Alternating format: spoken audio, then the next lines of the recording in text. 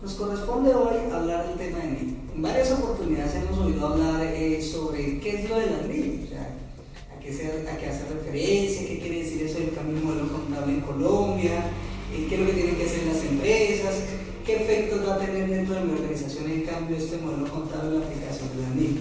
Son preguntas que nos hacemos a diario y que muchas veces de pronto no entendemos.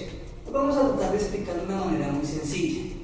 Resulta que Colombia, como está en un proceso de integración mundial, donde tiene apertura de mercado, donde tiene tratados de libre comercio, están llegando al país muchas inversiones extranjeras. Y asimismo, Colombia, los empresarios colombianos están saliendo hacia el exterior a hacer inversiones. Entonces, lo que necesitan estos inversionistas es conocer o tener un marco de referencia o un único lenguaje de reporte de información financiera. Para ello existe un organismo que se llama IASB, que se encarga de hacer un conjunto de estándares de referencia mundial, el cual ya tiene una aceptación de más de 100 países y que lo que pretende es unificar el modelo o la forma como se presenta la información financiera. Pero al unificar estamos hablando de cómo se deben medir los elementos, cuándo se deben reconocer, qué debemos revelar sobre estos hechos económicos y cómo presentar los estados financieros. Entonces surge lo que son las NIF. Las NIF pues, son un conjunto de estándares que fueron creados, como les dije, por este organismo que se llama IASB, que habla cada uno de ellos sobre un tema en particular.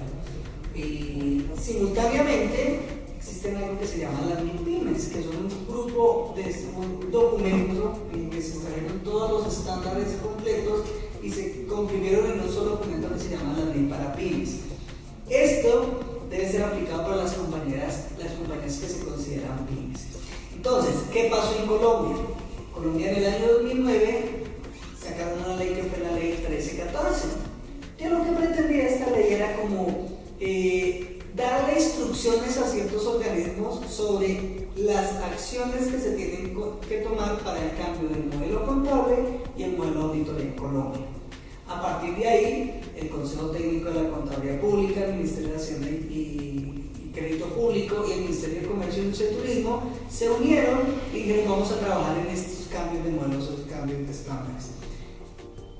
En el año 2010, el Consejo Técnico de la Contabilidad Pública emitió un direccionamiento estratégico en el cual dijo vamos a clasificar las empresas en tres grandes grupos o en tres grupos, grupo 1, 2 y 3.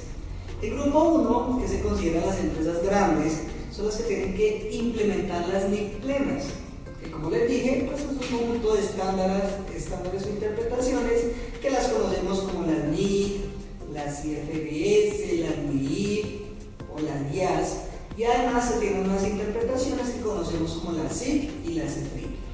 Entonces, las compañías del grupo 1 tienen que cambiar su modelo contable ¿a partir de cuándo? A partir del 1 de enero del 2014.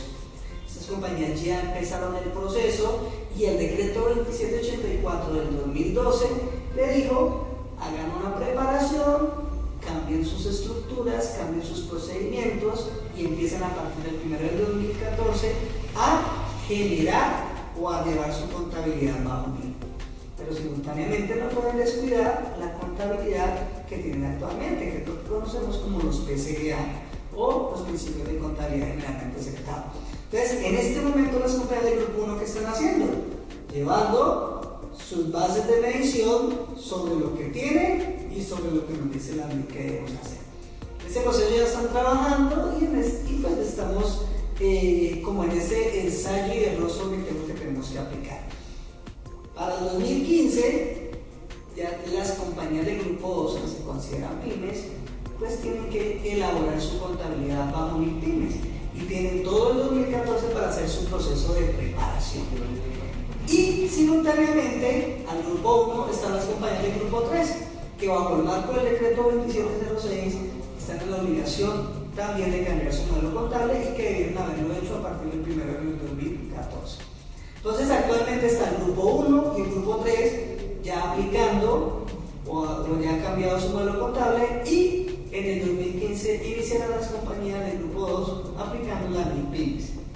Pero ¿qué son las MIP? O sea, finalmente, ¿cómo podríamos entender lo que son las MIP? Como les decía, es un conjunto de estándares de referencia mundial, donde cada partida, cada elemento de los estados financieros tiene una forma de medirse, de reconocerse y de revelar. Entonces, tenemos las normas que están asociadas a los activos, por ejemplo. Entonces hablamos de las NIC plenas, me hablan de la NIC 2 de inventario, la NIC 16 de propiedad, planta y equipo, la NIC 18 de intangibles, la NIC 19 de beneficios ampliados, la NIC 38 de intangibles, entonces la NIC 40 de propiedad de inversión. Es decir, tenemos una gran cantidad de normas que nos hablan de los activos, la NIC 41 de activos biológicos. Tenemos las normas que nos hablan de los pasivos, por ejemplo, la NIC 19 de beneficios empleados, la NIC 37 de provisiones y contingencias, la NIC 12 de impuesto diferido. Entonces, cada hecho económico, cada partida de los elementos de los estados financieros tiene una NIC que trata el tema. Entonces, lo que tenemos que hacer nosotros es revisar qué es lo que nos dice el texto de la NIC y a partir de ahí empezar a mirar cuál es el efecto dentro de nuestra información financiera, cómo nos debemos de preparar y qué va a ocurrir en los nuevos estados financieros que vamos a presentar.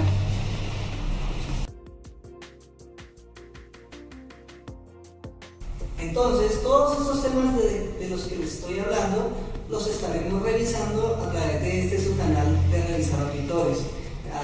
En la medida de próximas sesiones vamos a ir hablando de los diferentes temas relacionados con los elementos de los estados financieros. Por ejemplo, lo disponible, el equivalente efectivo, los activos financieros, los elementos de propiedad, planta y equipo, las propiedades de inversión. Para la próxima sesión revisaremos el tema de el efectivo y el equivalente efectivo y cuáles son las características fundamentales que nos dicen la NIC que debemos tomar, cuáles son las NIC que tratan estos temas y cuáles son los planteamientos más importantes que debemos tener en cuenta para hacer las mediciones de estos elementos. Muchas gracias.